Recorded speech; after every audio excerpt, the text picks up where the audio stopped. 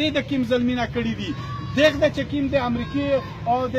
نورو دنیو ایجنټون تور شوي دي چې نه د نور دغه خلک په تکلیفات باندې دغه خلک په مصیبات باندې چې نور دنیو نه کوم روپۍ واخیستې دي کوم ډالر یې واخیستې دي کوم فوجي امداد یې واخیستې دي دا د هغه متعلق څه وایي زه خو د قوم د حقوقو خبره کوم زه خو د وطن د بربادولو خبره کوم زه خو هغه وړکي چې دا ورته وایي چې ته د دهشتګردۍ نه راپې وایي زه ورته وایم چې دا د تو د ظلم په خلاف یې وایي او ته دغه وایي جرنل دهشتگرد ماجوا دهشتگرد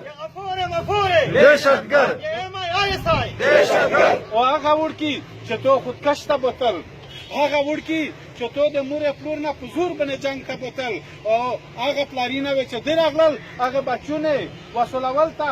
درته وویل چې دا د مو بچی د جنګ نه دی دا د مو بچی د دومره تکلیف زغملی نه دی تو هغه پلارینه ته سازو ورکوله تو هغه پلارینه داسې انداز باندې د سازو ورکړله چې یغو واپس جرأت نه کړ چې دو خپل بچی غوښتی وای زه دا ویایه چې میش په نره باندې داسې راوایي چې دهشتګرد ته یې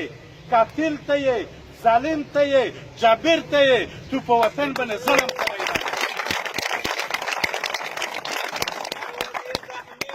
علی وزیر علی وزیر نر وزیر زخمی وزیر علی وزیر علی وزیر که توس بیا سوچ ورته وکئ چې د دامره تکلیفات به وجود دغ د یورې بیا هغه خلکو لرغونډ کړ د هغه خلک بیا وطن ته ولوشو هغه د دنیو دهشتګرد چې د وې سفرې دغه د انسانیت قتل عام کړی دی هغه خلک چې د دې د په ملاتړ باندې د فوج د ریاستي ادارې په امداد سره دغه ورته هغه خلک چې کوم د انسانیت ته پوره اوسکو کوم د جنگ په خلاف باندې وي کوم د ظلم مخالفت کو دغه په وطن کې په دریغه مړ کړي دي شهیدون کړي دي نن دغه بیا یوزل کوم دا په دوکا کې سوتی ګوره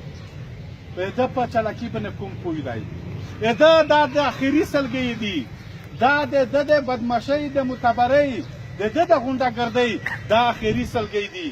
وایي ها چې کله د یو انسان ځونکدان ورنږدې شي او ځونکدان اخیری ریځي وي وایي چې دا لوس او پښې ډېر تیز کو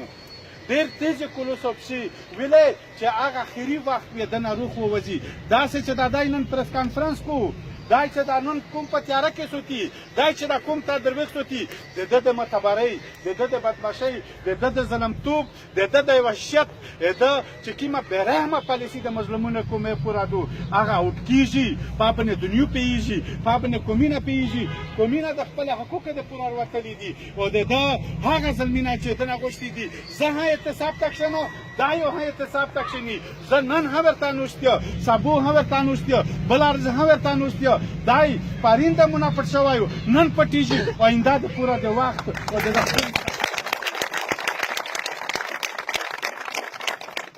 نو ان شاء الله تعالی د میش د ځوانونه د میش د ملګری د میش د مبارزین د میش د هغه نظریاتي ملګری وسلې دغه سه مضبوطی دي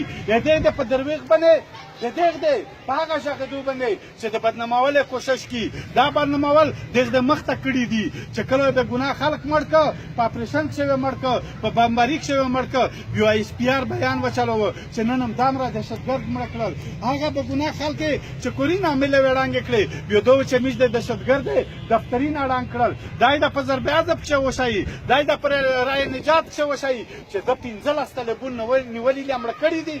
یې نه دی مړ کړی نه نیولی دی که مړه شوی دی عام خلک مړ شوی دی که په تکلیف شوی دی عام ولس په تکلیف شوی دی که بېکوره شوی دی عام ولس بېکوره شوی دی دا همیشه د پوره په وینه باندې کاروبار کړی دی دا همیشه د پوره د ماشومونو په ژړول باندې کاروبار کړی دی دا همیشه د پوره د خواندې ماندې کونډولو په بنیاد باندې د کاروبار کړی دی میژ یې لوس نیولی دی میژ د هغه ظلم چې د ده ګولۍ په چلېدلې دو هغه لوس چې ده توپه په چلولې دو هغه ژبه چې ده درویښ پرې ویلي دي هغه سوچ هغه پالیسي چې د همیشه د پوره په منافقت باندې را کړې دو میژ یې لوس نیولی دی میژ یې سترګې بند کړې دي میژ یې ژبه نیولې دو او میژ د ده پالیسي په غاښ شروع کوټ وي میژ دا ورته یایي چې میژ چې پی ټي ایم جوړ شو د تو اې ټي ایم بند شو او دا اې ټي ایم د همیشه د پوره د تو بند وي